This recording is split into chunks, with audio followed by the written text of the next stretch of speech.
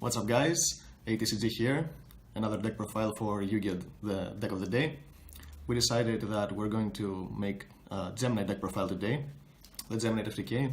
The ban list did hit it a little bit, but it's still very viable. You just need to have a little bit more to actually pull it off. But it's still a very fun and very competitive deck in my opinion, and yeah, here's the deck. We have 3 Lazuli.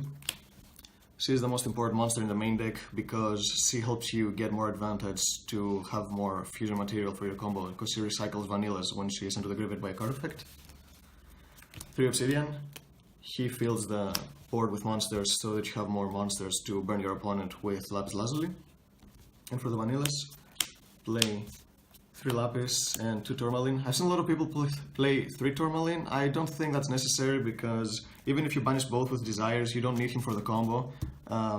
But Lapis is very important because she's the only way to get Lapis Lazuli on the field to be able to burn your opponent, so you need to play 3 so you don't banish all 3 of them. 2 Crystal Rose, another very important card so that it's not very optimal to play it at 1, because if it gets banished then you won't have something good to add with Block Dragon, and it gets you Lazuli to the graveyard and copies your name, so that's very good to get more monsters. 1 Armadillo.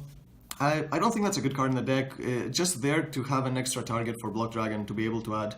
Block Dragon adds monsters that are equal level 8, so you can add either 3, 3, and 2 or 4, 3, and 1, and this is the only monster you can add with as a level 4 because it's a rock.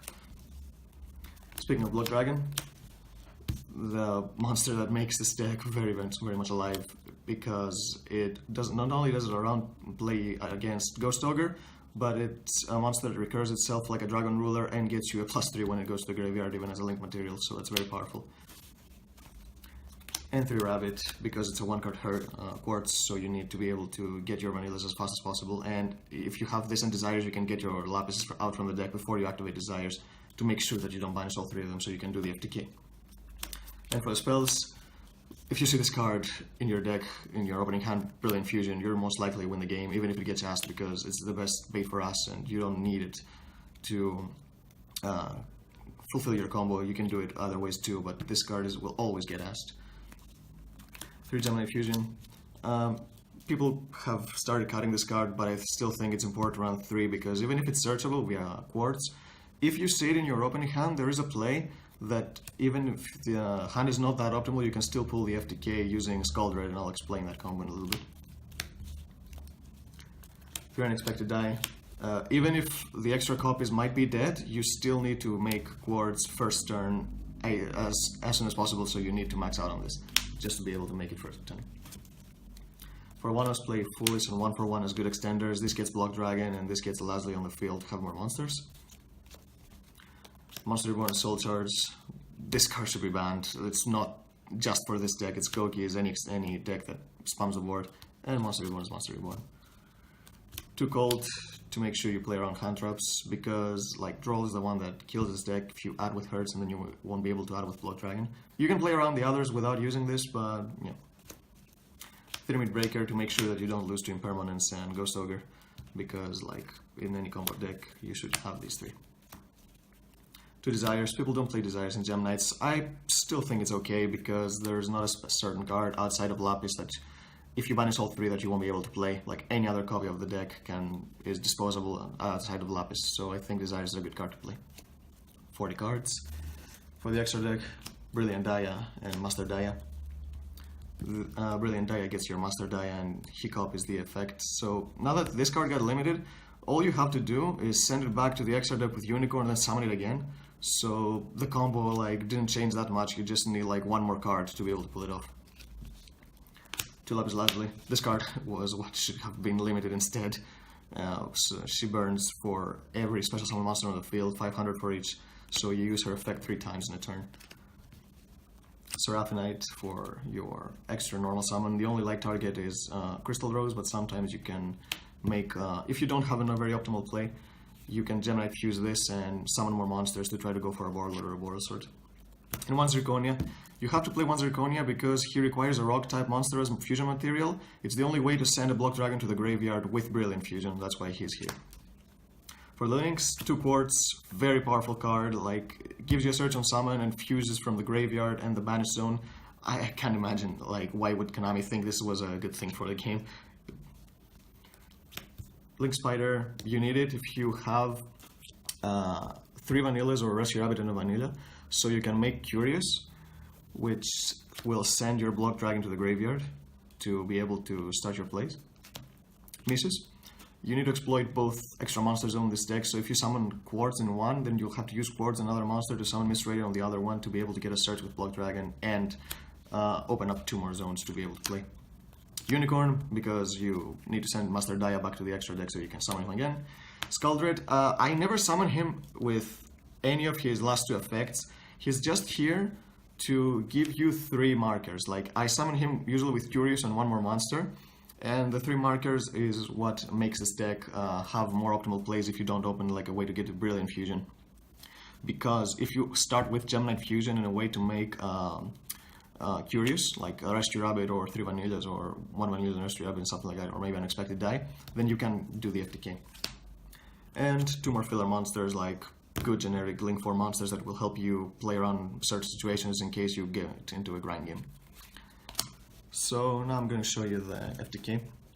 All you need for the more standard FTK is a Brilliant Fusion and 2 Gemnates. So let's say you have these 2. So you start with Gemini Fusion, you'll send the Block Dragon and the Lapis to summon Zirconia. You will normal summon the Tourmaline, link these 2, make Quartz,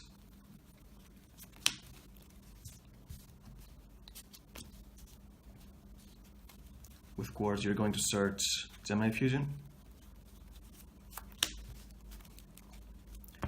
Now you're going to banish 3, these 3, for Block Dragon's effect, special summon it.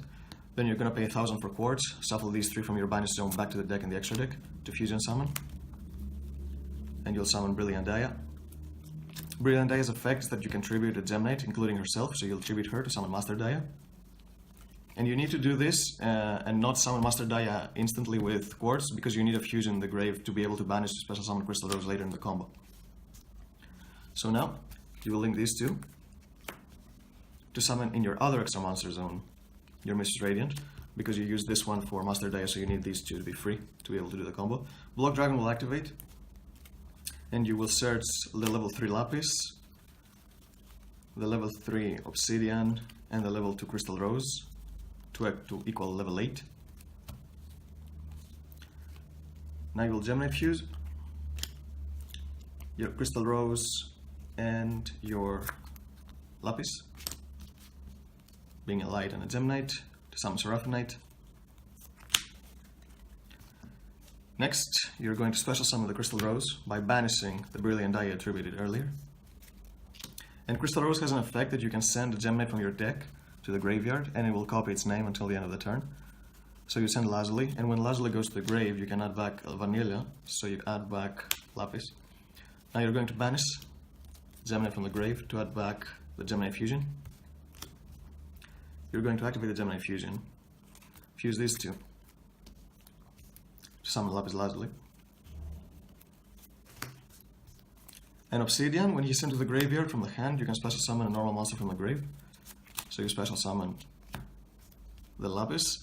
Now you have 6 monsters on the field that are all special summoned, so now you're going to activate the effect of Lapis Lazuli, sending herself from the extra deck to the grave, so your opponent takes 3k. You're going to use Daya's effect, banishing the Lapis Lazuli you just sent to the graveyard, so he will copy her effect. So you will send another Gemnite, and he will deal another 3,000 damage, so your opponent is now at 2,000. You're going to banish the Gemnite to get back the Gemini Fusion in your hand, and you're going to use these 2. No, actually not these 2. Just a sec. Yeah, these 2, because you need to send the Lapis Lazuli to the graveyard. Summon Unicorn. You'll discard the Gemini Fuse to send back the Master Daya. You'll banish another Gemnite to add this back. Now you're going to activate again Gemini Fusion, fuse these three.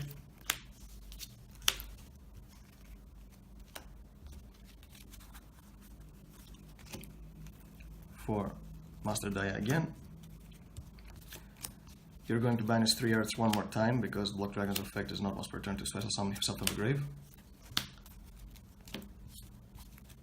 And now you're going to use Master Dia's effect again, banish the Lapis Lazuli, send anything, any Gemnite from your deck to the grave, and your opponent loses 2,000 damage. So that's 8,000 exactly. If you have a couple more cards, you can maybe do 9,000 if you want to play Upstart, but I don't think it's worth running it because it's very situational. And if you have the Gemini Fusion in your opening hand, there is a play that you can do it without having to hard draw Block Dragon or have a way to send him to the grave through Brilliant Fusion or Foolish Burial. So the deck is very flexible.